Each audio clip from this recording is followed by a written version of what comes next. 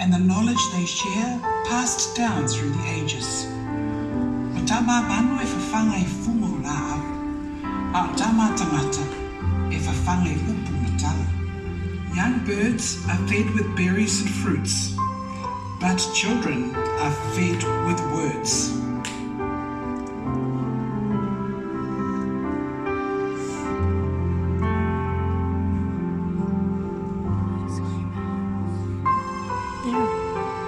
Let's go, Sienna!